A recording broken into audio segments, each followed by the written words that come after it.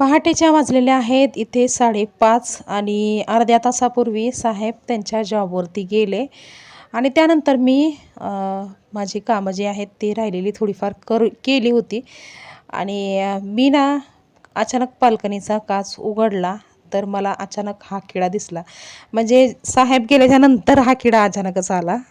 ते असते तर मला काही भीती वाटली नसती, पण ना ते गेल्याच्या नंतर हा किडा आला आणि ह्या किड्याला ना थोडंसं जरी असं झाडूने धक्का जरी दिला ना तरी आवाज म्हणजे याच्यातून आवाज येत होता. एकदम असं भयंकर आवाज येत होता त्याच्यातून. म्हणजे भीती वाटायचाच किडा होता हा. त्यामुळं मी ना हळूच असं लांबून ते शूट केलंय, ते दाखवायला तुम्हाला. भीती वाटत होती त्या किड्याला बघून. तर इथे बघा लाईट लावलेली आहे बाल्कनीची, त्यामुळं माझी रोपं एकदम स्पष्ट दिसत आहेत आणि खूप म्हणजे खूप फुलं लागली होती मोगऱ्याच्या रोपांना आणि त्याच्यामुळं ना खूप छान असा सुगंध दरवळत होता मोगऱ्याचा. आणि हा किडा होता त्यामुळं मग मी काच बंद ठेवला, कारण की तो किडा जर उडून अचानक जर घराच्या आतमध्ये आला तर मग मात्र खूपच धांदल होईल आमची. त्यामुळं आणि इथे ना आमच्या इकडे थोडंसं असं गवताळ हे आहे ना, त्यामुळं झाडं-झुडपं वगैरे पण भरपूर आहेत. त्यामुळं ना ते असे नवीन-नवीन प्रकारचे किडे आम्हाला इथे बघायला भेटतात. म्हणजे झुरळं पण कधी-कधी ना असे मोठे-मोठे झुरळ असतात, की भरपूर असं वेगळंच प्रकारचे किडे नवीन-नवीन असे बघायला भेटतात इथे. आणि नैसर्गिक वातावरण आहे त्यामुळं अशा प्रकारचे किडे वगैरे तर बघायला भेटणारच इकडे. पण ते कधी-कधी एवढे भयंकर किडे असतात, की बघून भीती वाटते. आणि हां, एकदा ना ते हे पण आलं होतं, वटवाघूळ पण म्हणजे आलं होतं आणि ते पण मला दिसलं होतं. तर म्हणजे कधी आता लहानाची मोठी मी मुंबईमध्ये झाले, त्यामुळं कधीच असं काही हे बघितलं नव्हतं. पण इकडं आल्यापासून ना काही-काही आश्चर्याच्या गोष्टी बघायला भेटतात. ते वटवाघूळ वगैरे बघितलं झालं तर मोठा झुरळ एकदम झुरळ ना, आता आपण लहान-लहान झुरळ बघतो ना, तर ते ते झुरळ ना एकदम मोठं टणक असं झुरळ होतं. त्यामुळं ना खूप आश्चर्य वाटतं इकडं कधी-कधी काही-काही गोष्टींचं. तर फ्रेंड्स आता इथे साहेब गेल्याच्या नंतर मी पटापट माझ्या चपात्या वगैरे करून घेतल्या आणि जेव्हा साहेब गेले ना तेव्हा मी त्यांना म्हणजे घालवण्यासाठी बाय करण्यासाठी मी बाल्कनीत जेव्हा जाते त्या टायमाला मला ते किडा दिसला तिथं मोठावाला. आणि मग मी ना काय त्यांना बाल्कनीत जाऊन बाय वगैरे केलं नाही, तर डायरेक्टली काच बंद केला आणि आपल्या आपल्या कामाला सुरुवात केली. तर पटकन इथे मी माझ्या चपात्या जेवढ्या राहिल्या होत्या तेवढ्या उरकून घेतल्या आणि त्यानंतर मग थोड्या वेळ चहा वगैरे पिला, साहेबांना फोन वगैरे केला आणि मग आता 5:30 वाजलेले आहेत. तर पटकन आता सगळे भांडे वगैरे घासून घेते आणि थोड्या वेळाने मी ना बाल्कनी उघडून बघत होते की तो किडा गेलाय का नाही. पण तो किडा मात्र तिथल्या तिथंच होता आणि त्याला जरा धक्का लागला की मग ते आवाज एकदम भयंकर येत होता त्याच्यातून. म्हणून मी ते सोडून दिलं, जाऊ दे म्हटलं आता जेव्हा त्याचं मन करल जायचं तेव्हा तो जाईल निघून. नाही तर त्याला जर राहायचं असेल तर राहील इथंच. मग ते कायमची बाल्कनी बंदच ठेवावं लागेल त्याच्यासाठी. पण कसं आहे आपण नैसर्गिक वातावरणामध्ये आता जे प्राण्यांचं, कीटकांचं झालं तर पक्ष्यांचं जे वातावरण आहे त्यामध्ये आपण आपल्या बिल्डिंग वगैरे बांधलेल्या असतात आणि आपले घरं वगैरे असतात त्याच्यामध्ये. त्यामुळं आपण त्यांच्या एरियामध्ये आलेलं आहे, त्यामुळं त्यांना हाकलण्याचा किंवा मारण्याचा आपल्याला काहीच अधिकार नसतो. त्यामुळं मग मी त्या किड्याला वगैरे मारलं नाही. तसं मला साहेब बोलले की तुला भीती जर वाटत असेल तर मग त्याला काहीतरी झाडून वगैरे मारण्याचा प्रयत्न कर. पण ते मारलं नाही मी. तर ठेवून दिले त्याच्या मर्जीवरती. आता जेव्हा त्याला जायचं मन करेल तेव्हा तो जाईल निघून. तर आता इथे भांडे वगैरे घासून झालेले आहेत आणि किचन साफ करून झालेलं आहे. तर आता मी ना हे वैभवदादाला ना त्याची 9वीची परीक्षा देऊन झालेली आहे. त्याची परीक्षा संपल्या लगेच त्याचे 10वीचे एक्स्ट्रा क्लासेस चालू झालेले आहेत. त्यामुळं ना मग त्याला आता यंदा त्याला सुट्टी नाही अजिबात उन्हाळ्यामध्ये पण. नाहीतर मग माझं कसं चालायचं की साहेबांचा डब्बा दिला की मग थोड्या वेळ निवांत आपलं कामं करत राहायचे मी. पण आता वैभवदादाला 6 वाजेपर्यंत त्याला उठवावं लागतं. त्यामुळं आणि त्याच्या नाश्त्याची वगैरे व्यवस्था करावी लागते. त्यामुळं मग मी ना ते झोपायचं किंवा कामं स्लो करायचं हे बंदच केलं आहे. कामंसुद्धा मी फास्ट फास्ट करत असते, कारण की त्याच्या नाश्त्याची सोय केली पाहिजे आणि त्याच्या डब्याची पण सोय केली पाहिजे. आता एक्स्ट्रा क्लासेस म्हणलं तर काय फक्त 1-2 तासाचा क्लास नसतो, तर तब्बल 11:30 वाजेपर्यंत त्यांचं म्हणजे हे असतं शाळेमध्ये एक्स्ट्रा क्लासेस. सकाळी 7ला जातात आणि 11:30 वाजेपर्यंत तो रिटर्न घरी येतो. म्हणजे घरी पोहोचायला 11:30 वाजतात. तर म्हणजे झालं ना शाळेचाच टायमिंग झाला. तर मग त्याचं खाण्यापिण्याची डब्याची सोय करावी लागते. म्हणून ना आपलं चालूच असतं माझं कंटिन्यू काम. तर आता इथे भांडे वगैरे घासून झालेले आहेत आणि आता भांडे लगेच मी मांडणीला लावून घेते, कारण की पसारा जेवढा कमी करता येईल किचनवरचा तेवढा मी प्रयत्न करत असते पटापट म्हणजे कमी करून घ्यावा. कधीतरी कंटाळा आला ना तर मग ते घासलेले भांडे असंच राहिलेले असतात किचनवरती. नाही तर मी घासल्या घासल्या पटकन लगेच मांडून घेत असते.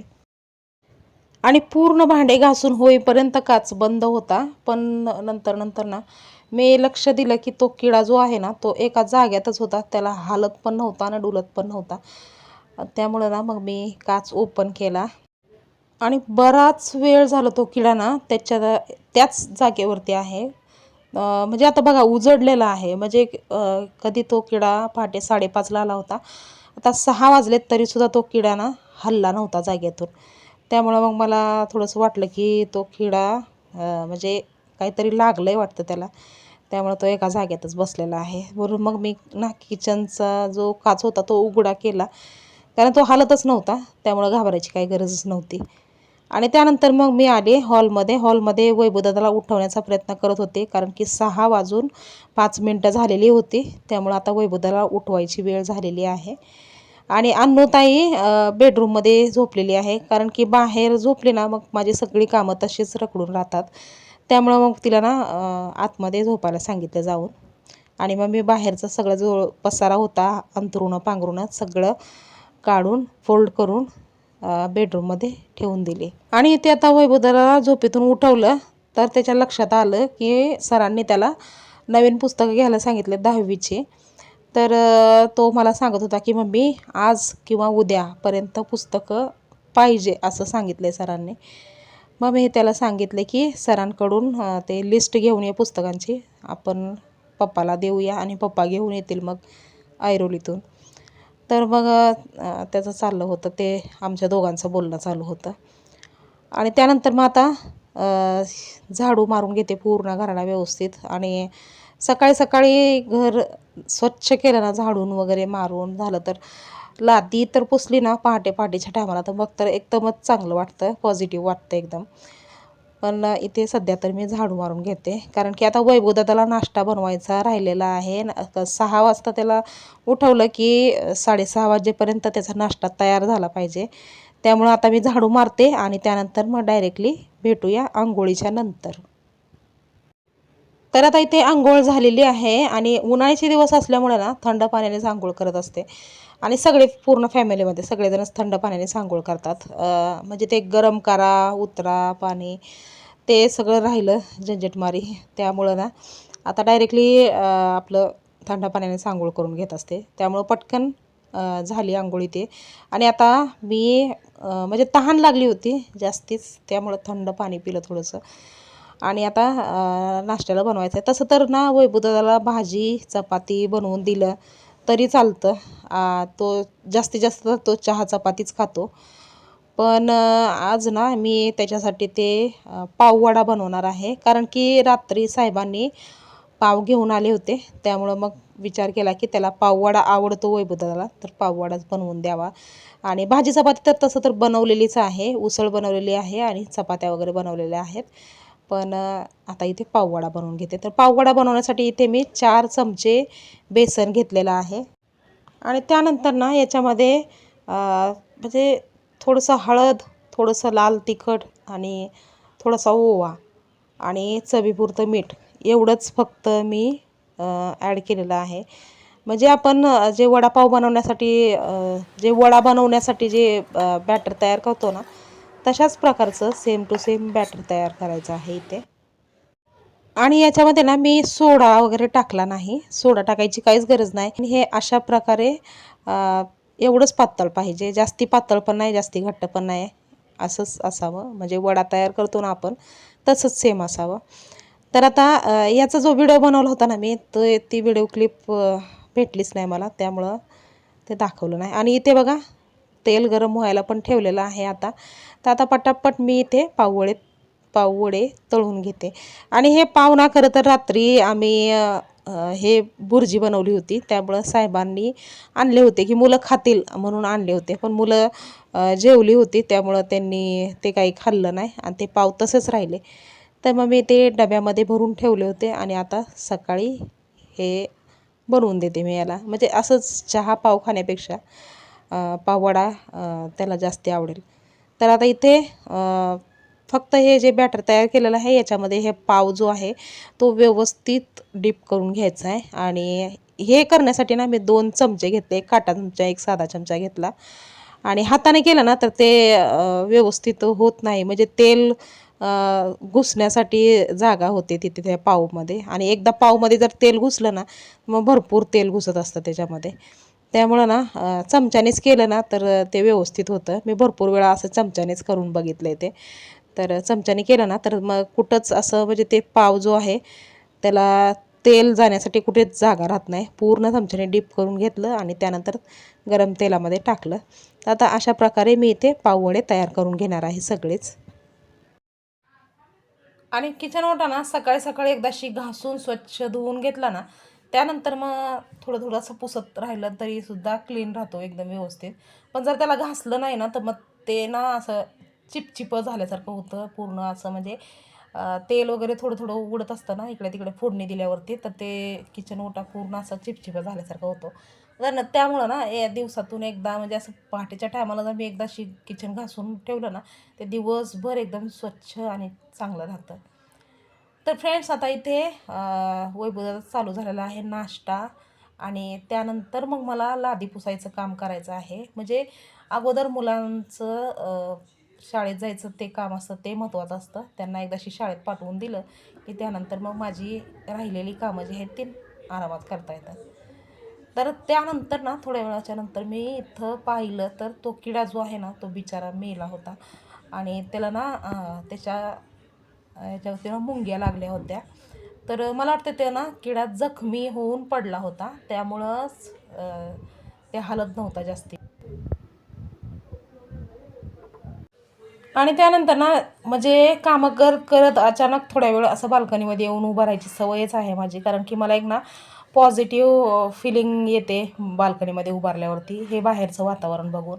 तिकडे मुंबईला जेव्हा आम्ही राहायला होतो ना तेव्हा बाहेर ऊन पडलं आहे की पाऊस चालू आहे की काय चालू आहे ते कळूनसुद्धा येत नव्हतं. एवढं म्हणजे घरं एकदम जवळ एकदम चिटकून चिटकून घरं होती आणि ते ना काहीच दिसत नव्हतं बाहेरचं. पण इकडं आल्यापासून ना हे मोकळं वातावरण बघून ना एक स्वतःला आश्चर्य वाटल्यासारखं वाटतं की खरंच मी किती छान वातावरणामध्ये आली आणि किती सुंदर आहे बाहेरचं वातावरण हे मला ना सतत हे जाणवतं. त्यामुळं ना मग मी माझा जो आनंद असतो तो सतत तुमच्यासोबत शेअर करत असते. जेव्हा पण मी बाल्कनीमध्ये येते तेव्हा बाहेरचं वातावरण तुम्हाला दाखवत असते. तुम्हाला वाटत असेल की हे काय काय सारखं सारखं बाहेरचं वातावरण दाखवते, पण एक मनामध्ये माझा आनंद असतो. मी खरं तर हे घर जे आहे ते बाल्कनीसाठी घेतलेलं आहे. म्हणजे या घराला 3 बाल्कनी आहेत, हे प्लस पॉईंट आहे या घराचा. त्यामुळं ना मग मला ना खरंच खूप छान वाटतं बाल्कनीमध्ये जाऊन थांबल्यावरती. तर फ्रेंड्स आता इथे माझं जे राहिलेले कामं आहेत ते आरामात चालत राहतील. आता कपडे धुवायचे राहिलेत फक्त. लादी पुसून झाली की मग कपडे धुवून घेईन. आणि अशा प्रकारे माझी मॉर्निंगची कामं जी असतात ते चालतात. तर फ्रेंड्स आजचा हा छोटासा व्हिडिओ तुम्हाला कसा वाटला हे कमेंट करून सांगायला विसरू नका. व्हिडिओ आवडला असेल तर लाईक करा, शेअर करा आणि चॅनलवर जर नवीन असाल तर चॅनलला सबस्क्राईब करायला विसरू नका. तर पुन्हा लवकरच भेटूया नवीन एका छानशा ब्लॉगमध्ये. तोपर्यंत स्वस्त रहा आणि मस्त रहा. बाय.